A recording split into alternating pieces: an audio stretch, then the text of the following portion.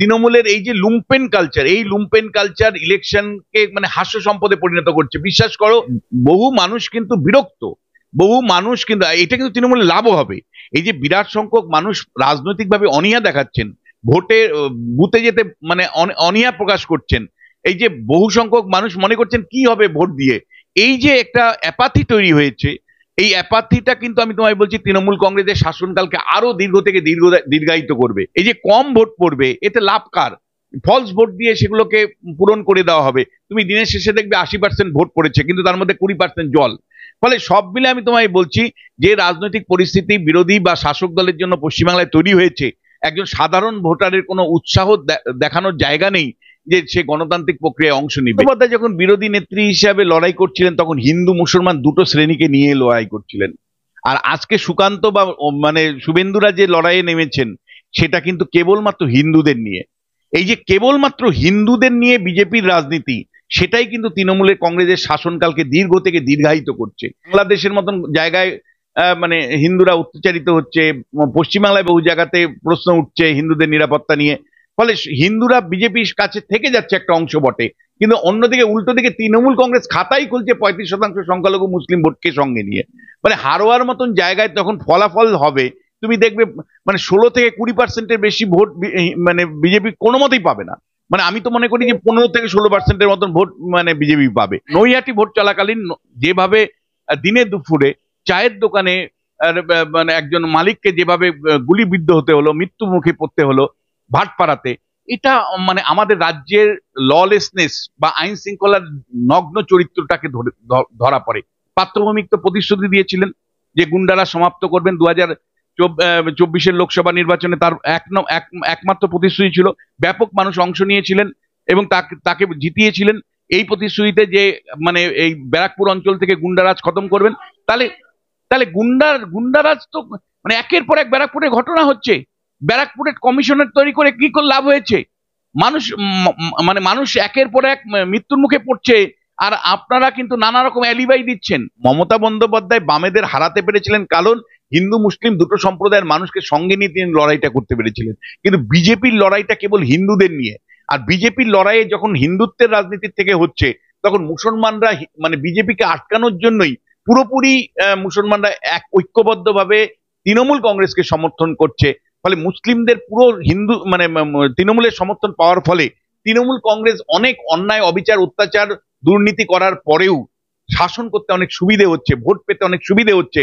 কারণ বিজেপিকে আটকানোর জন্য মুসলমানরা যত ঐক্যবদ্ধ হচ্ছে, মানে ততই কিন্তু মমতা বন্দ্যোপাধ্যায়ের শাসনকাল দীর্ঘ থেকে দীর্ঘায়িত হচ্ছে। রাজ্য বিজেপির কোনো প্ল্যান নেই যে কেন্দ্রীয় বাহিনীকে অপব্যবহার যে রাজ্য প্রশাসন করছে সেইটাকে দিল্লি থেকে নিয়ে পৌঁছানো। অর্থাৎ আমি তোমায় বলছি ভাই, তুমি এটা আমি জানি বিজেপির দর্শকরা আমার উপরে খেপবেন, কিন্তু প্লিজ আপনারা একটু বোঝার চেষ্টা করুন। মমতা বন্দ্যোপাধ্যায় যখন বিরোধী নেত্রী ছিলেন, তখন কেন্দ্রীয় বাহিনী কিভাবে ব্যবহার হবে না হবে তার উপর চাপ তৈরি করার জন্য দিল্লিতে তিনি যে ধরনের লড়াই করতেন, আপনি শুভেন্দু অধিকারীর কাছে সেই লড়াই দেখেন? ফোনাফোনি লড়াই নয়, কিন্তু ওই যে অফিসে গিয়ে পড়ে থাকা, ডেমনস্ট্রেট করা, ধর্ণা দেওয়া, মানে ইলেকশন কমিশনের উপর চাপ তৈরি করা সঠিকভাবে যাতে কেন্দ্রীয় বাহিনী নিয়োগ হয়। কারণ দিনের পর দিন হয়নি। 2021-এ কেন্দ্রীয় বাহিনীকে অপব্যবহার করেছে রাজ্য প্রশাসন, 2024-এ অপব্যবহার করেছে। কোথায় সুকান্ত মজুমদার, কোথায় অমিতাভ চক্রবর্তী? কেন আপনারা দিল্লিতে ইলেকশন কমিশনের কাছে আপনারা সেই চাপটা তৈরি করতে পারছেন না যে ন্যাশনাল ইলেকশন কমিশন বাধ্য হবে পুলিশ অবজারভারের মাধ্যমে যথার্থভাবে কেন্দ্রীয় ফোর্সকে ব্যবহার করার জন্য? কেন ইলেকশন কমিশনের যে নিয়ম নীতিগুলো সেগুলো এখানে পশ্চিমবাংলায় কার্যকারী হচ্ছে না? আমি দিনের শেষে বলছি, ট্যাক্স পেয়ারের টাকায় 109 কোম্পানি কেন্দ্রীয় ফোর্স এসছে, সেই কেন্দ্রীয় ফোর্সের কাজ কি হয়েছে? কিভাবে কেন সুষ্ঠুভাবে ভোট হয়নি? তার জবাব কেন্দ্রীয় বাহিনী দেবে? তার জবাব কেন্দ্রে যারা সরকার আছে, স্বরাষ্ট্রমন্ত্রী অমিত শাহ দেবেন? কেন পশ্চিমবাংলায় সঠিকভাবে ভোট হয় না? কেন পশ্চিমবাংলায় ভোট হয় না? কেন অন্য পাশের রাজ্যগুলোতে হয়, পশ্চিমবাংলায় আপনারা ভোট ঠিক মতন করতে পারেন না? এই প্রশ্নটা আমরা করবো না? কেবলমাত্র আমরা মানে মমতা বন্দ্যোপাধ্যায় তো জানি যে লুম্পেন যে পলিটিক্যাল কালচার তৈরি করেছে পশ্চিমবাংলায়, সেই লুম্পেন পলিটিক্যাল কালচারে শুধুমাত্র মার্জিন বাড়াও, তাতে ভোট কিভাবে লুট হোক বা কিভাবে মানুষকে আটকানোর মাধ্যমে, বিরোধীদের আটকানোর মাধ্যমে পুলিশ প্রশাসনকে ব্যবহার করে ভোট করতে হয়, সেটা তার মতন যখন বছরকে বছর করছে, সেটা যেমন নিন্দনীয়, অবশ্যই নিন্দনীয়, বারবার নিন্দা করছি। কিন্তু একই সাথে প্রশ্ন হচ্ছে যে আমার কেন্দ্রীয় বাহিনী কি করছে, আমার ন্যাশনাল ইলেকশন কমিশন কি করছে। পশ্চিমবাংলা থেকে নেতৃত্ব কেন অমিত শাহ নরেন্দ্র মোদীকে বোঝাতে পারছে না যে পশ্চিমবাংলা নির্বাচনের নামে প্রহসন হচ্ছে এবং সেন্ট্রাল ফোর্সের শুধুমাত্র সংখ্যা পশ্চিমবাংলায়, কেন সেই সেন্ট্রাল ফোর্স সঠিকভাবে ডিপ্লয় করা হয় না। সঠিক মানে 20% বুথে সঠিকভাবে ভোট হওয়া মানে কিন্তু পশ্চিমবাংলায় ভোট সঠিকভাবে হচ্ছে তা নয়। আবারও বলছি, 20% ভোট হয়তো নির্বিঘ্নে হয়, কিন্তু বাকি যদি আপনার 80% বুথে ঠিক মতন ভোট না হয়, সেই ভোটটাকে লুট ভোট বলবো না কি বলবো। এই ক্ষেত্রে কেন্দ্রীয় বাহিনী সঠিক যে ভূমিকা পালন করতে পারছে না এবং রাজ্য বিজেপির নেতৃত্ব সেই কেন্দ্রীয় বাহিনী পরিচালনার প্রশ্নে যে যথার্থ ভূমিকা পালন করছে না, আমি কিন্তু বারবার সেটা বলছি, আজকেও বলছি। মানে প্রশাসন থেকে আমরা অ্যাক্ট চাইছি। আমরা পার্থভূমি কি বলছে আমরা আমাদের কাছে ইম্পর্টেন্ট নয়, অর্জুন সিং কি বলছে ইম্পর্টেন্ট নয়, আমার পুলিশ কমিশনারেট কি বলছেন সেখান থেকে কেন আমরা আশ্বাস পাচ্ছি না যে ব্যারাকপুরে একের পর এক ঘটনা ঘটছে, একের পর এক ঘটনা ঘটছে, তারপরেও পুলিশ কমিশন কেন আইন শৃঙ্খলা প্রতিষ্ঠা করতে পারছেন। আইন শৃঙ্খলা তো রাজ্যের ব্যাপার, কেন মুখ্যমন্ত্রী রিয়াক্ট করতে পারছেন না। একের পর এক মানে মানুষের মৃত্যুর পরেও ব্যারাকপুর কবে শান্ত হবে, রাজনৈতিক পরিবর্তনের পরেও কেন ব্যারাকপুর শান্ত হচ্ছে না, মানে বিরোধী দলের প্রার্থীকে পরাজিত করার পরেও কেন পার্থভূমিকরা শান্তি প্রতিষ্ঠা করতে পারছে না ব্যারাকপুরে। এই প্রশ্নটা কিন্তু আমি বলছি তোমাকে, রাজ্যের যে বেহাল আইন শৃঙ্খলার যে অবস্থা, এই অবস্থার দিকে শুধু ইঙ্গিত করে তা না, পুরোপুরি যে লুম্পেন রাজ চলছে, সেই লুম্পেন রাজের জায়গা থেকেই তোমাকে কিন্তু বিষয়টা দেখতে হবে। অর্থাৎ এখানে ললেসনেস কিন্তু আলাদা কোনো বিষয় নয়, ললেসনেসটা কন্টিনিউয়াস প্রসেস, একটা স্ট্রাকচারাল প্রবলেম, কাঠামোগত প্রবলেম, এবং এই প্রবলেমটা কিন্তু জেনারেট করছে একটা লুম্পেন রাজ প্রতিষ্ঠা হওয়ার ফলে। কারণ আমি ব্যক্তিগতভাবে মনে করি পশ্চিমবাংলাটা শ্মশানে পরিণত হবে যদি মিডিয়া না থাকে, পশ্চিমবাংলাটা নরকে পরিণত হবে যদি মিডিয়া না থাকে। পশ্চিমবাংলায় যে যখন শাসন করে সে নরকে পরিণত করে, সে তার জমিদারি মনে করে, মানে মধ্যযুগের মতন এখানে জমিদারি চলে।